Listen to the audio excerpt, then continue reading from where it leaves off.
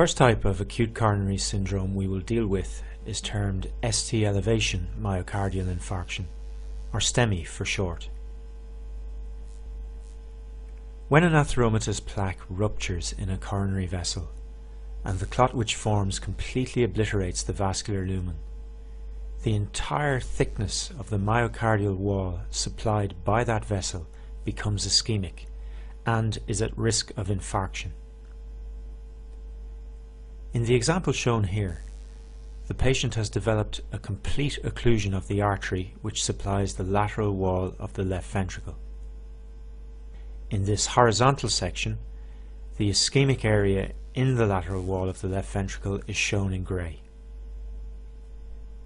If the blockage of the arterial lumen persists, necrosis begins in the subendocardial region and in the subsequent hours spreads outwards in a wave of cell death, which may ultimately involve the full thickness of that region of the myocardial wall.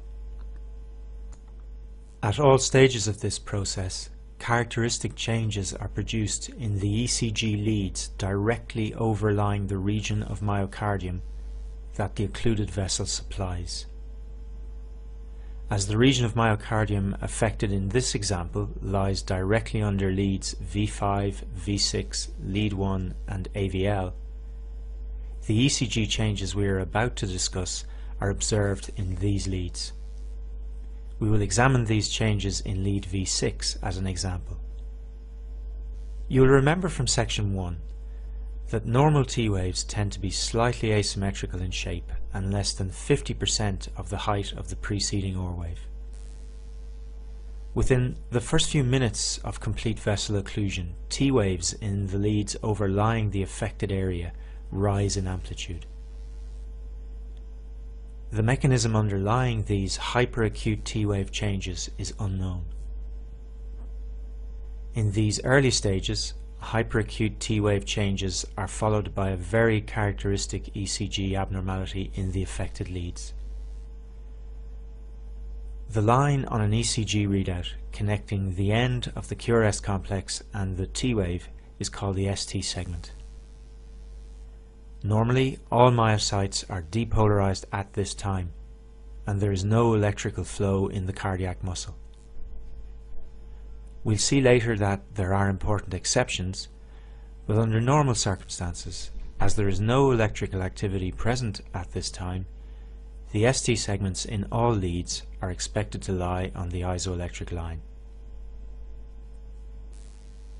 In the minutes following hyperacute T-wave changes, the ST segments in leads overlying the myocardial region deprived of arterial blood supply begin to rise above the isoelectric line. The mechanism underlying this ST elevation is poorly understood. It may be due to abnormal currents generated between normal and ischemic tissue during the time period of the ST segment. This so-called injury current moving towards the leads overlying the damaged region of myocardium would be expected to produce a positive deflection in their readouts, raising the ST segments.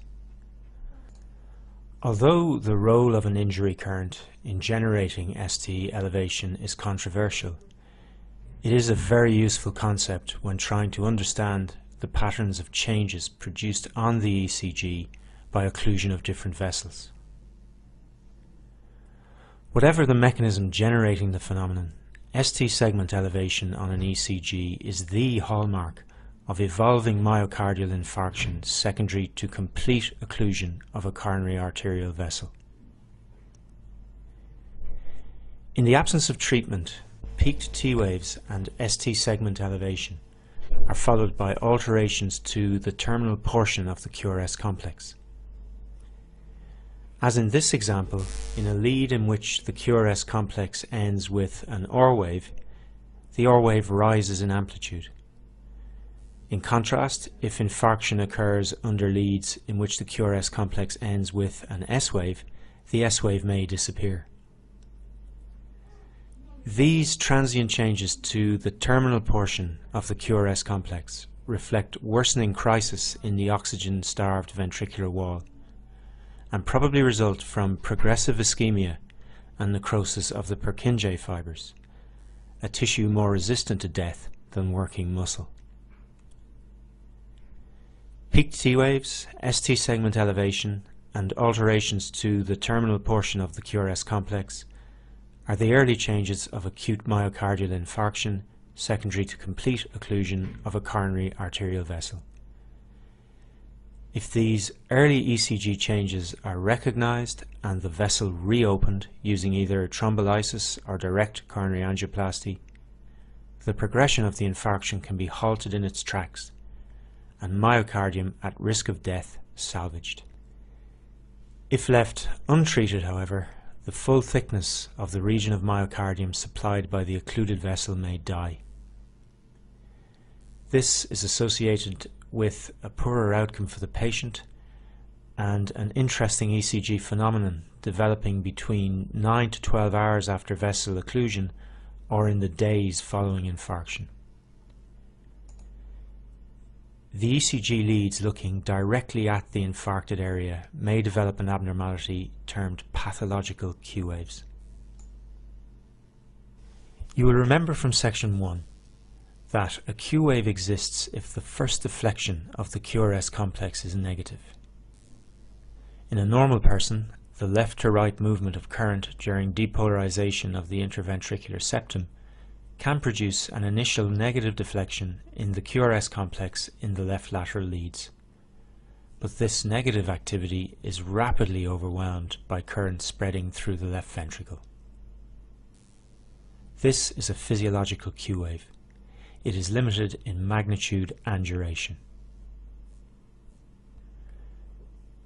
We will now examine what happens when the full thickness of myocardium under lead V6 is dead. Lack of depolarizing flow through the dead segment results in a reduction of OR wave activity in the lead. And with no current travelling through the dead left ventricular muscle underneath it, the lead now has an uninterrupted view of septal depolarization. In effect, the infarct has created a window through which lead V6 can see the entire process of septal depolarization, and the recorded Q wave becomes deeper and more prolonged. As a rule of thumb, a pathological Q wave tends to be deeper than 2 small squares and greater than 1 small square in duration. A more precise definition of pathological Q waves will be given in the quiz section. We've seen that tall symmetrical peaked T waves are an early ECG finding in STEMI. As shown here, as the process of infarction evolves, the T waves may demonstrate a further abnormality, developing at a variable time point after occlusion. In a given ECG lead, T waves are generally concordant with the QRS complex, so that in a lead with a dominant OR wave, such as V6, the T waves are normally upright. However, in a lead looking directly at an acute MI, the T waves may flip and become inverted. The timing of this phenomenon is highly variable. It may occur early, in the hours following vessel occlusion, or may take days to develop, or may not occur at all. The mechanism underlying this change is controversial. The process of clot formation in acute MI is dynamic, and there is some evidence that T-wave inversion may actually reflect reperfusion of the area supplied by the vessel as it recannulates either spontaneously or in response to treatment. In support of this view, flipped T-waves are commonly seen to develop shortly after thrombolytic therapy is initiated for STEMI. Whatever the mechanism of their generation, flipped T-waves generally return to the upright configuration in the week following infarction, but occasionally can persist as a permanent marker of the infarct on the patient's ECG. The sequence of ECG changes associated with complete coronary arterial occlusion described here is a useful generalization. Before we move on, we want to emphasize one of many variants on this sequence. The traditional view of pathological Q waves as a late and permanent marker of irreversible myocardial death has been modified in recent years. It is important to be aware that in a proportion of cases, Q waves and loss of R wave activity may develop very early in the course of STEMI. In this situation, the presence of Q waves still implies that the muscle underlying the lead is electrically inactive and failing to depolarize, creating an electrical window into the left ventricle. However, although not actively depolarizing, the affected myocardium is still viable and potentially salvageable with timely thrombolysis. Such early Q waves may disappear from the patient's ECG and normal R wave progression may be restored if vessel patency is re-established within the appropriate time frame. Hence, pathological Q waves may occur early in the course of STEMI, and these early Q waves may be transient, disappearing with successful treatment. This illustrates a point: you should not time the onset of an ST elevation MI from analysis of the ECG alone. The time of onset of chest pain reported by the patient must be taken into account.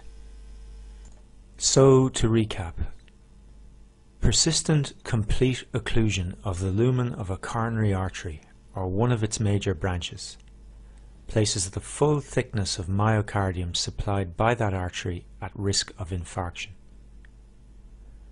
Within seconds to minutes of vessel occlusion, symmetrical peaked T waves are observed in the leads directly overlying the blood-deprived area of myocardium. This is followed by elevation of the ST segments above the isoelectric line in these leads, and this in turn is followed by alterations to the terminal portion of the QRS complex.